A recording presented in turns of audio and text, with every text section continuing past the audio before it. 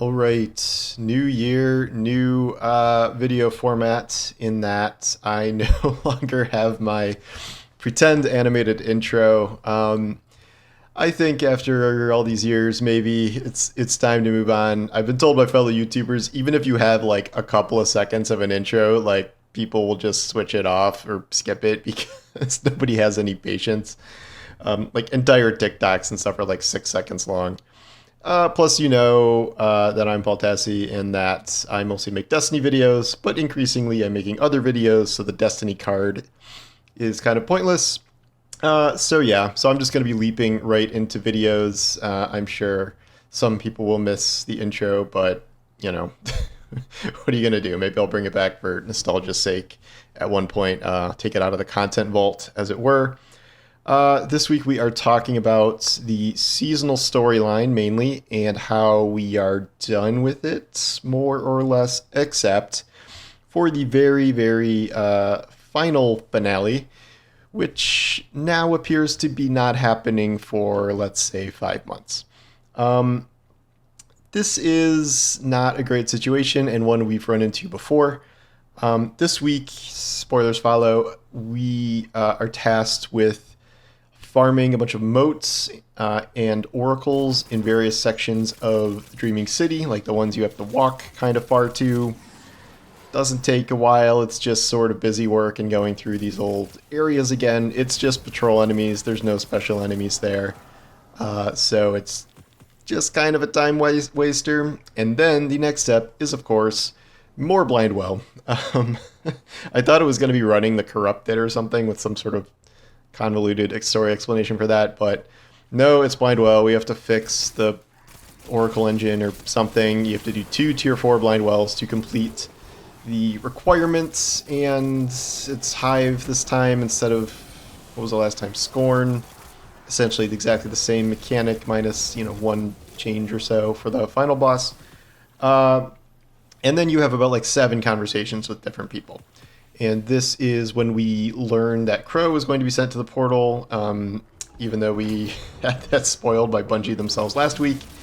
The idea that I actually kind of predicted this, where the theory is like, okay, well, if we're going to send one person, we're going to send us, the one-man god-slaying wrecking army. But in this case, we're sending Crow because the idea is that Crow and Mara have a connection, and then something with the Veil, something with Riven's Wish. And then Crow will be able to throw up a flare, as he says, to Osiris, and everyone else will be able to follow through the portal to him.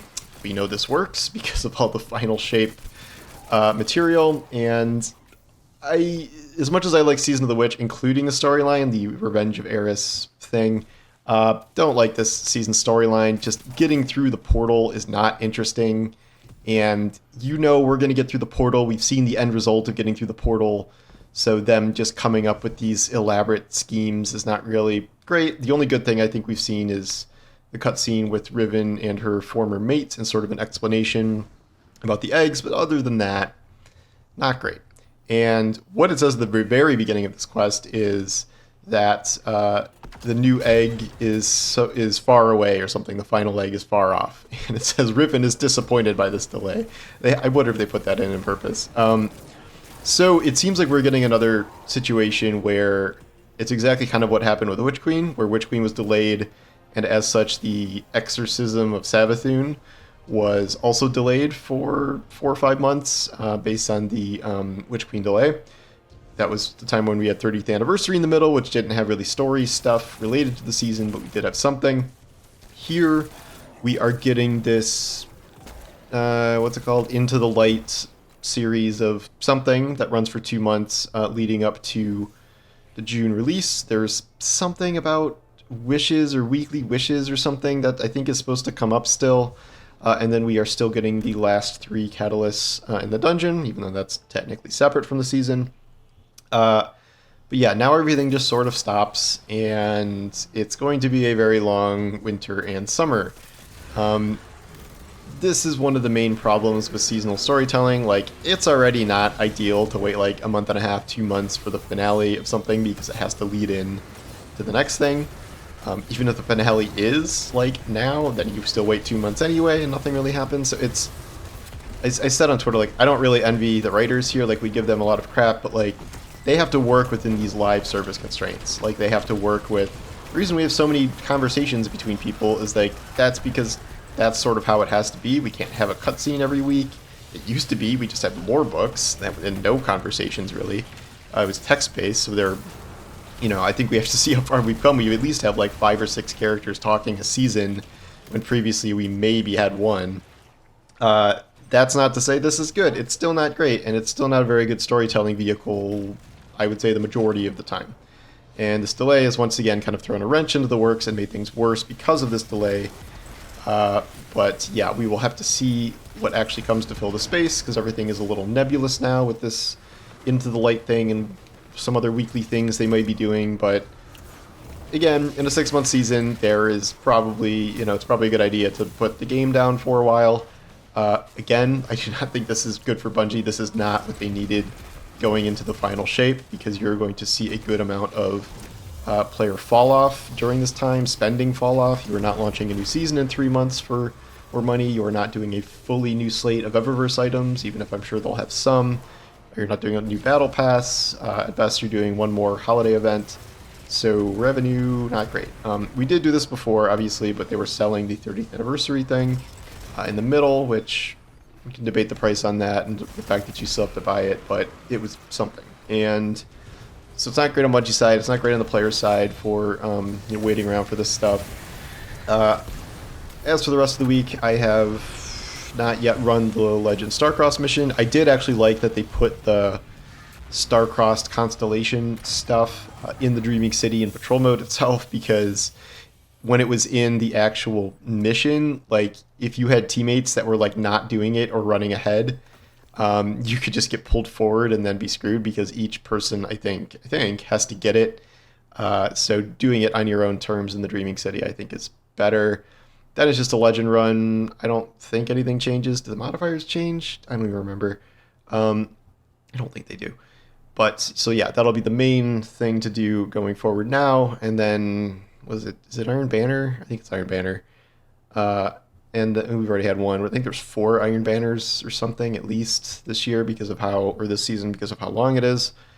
And yeah, so that's it. I don't think it's a very good note to go out on when you're just doing patrol farming and blind well completions. Like, granted, I am not, my previous complaint was, well, we just do the coil twice a week or 3 times a week or 4 times a week, depending on how many pathways you need.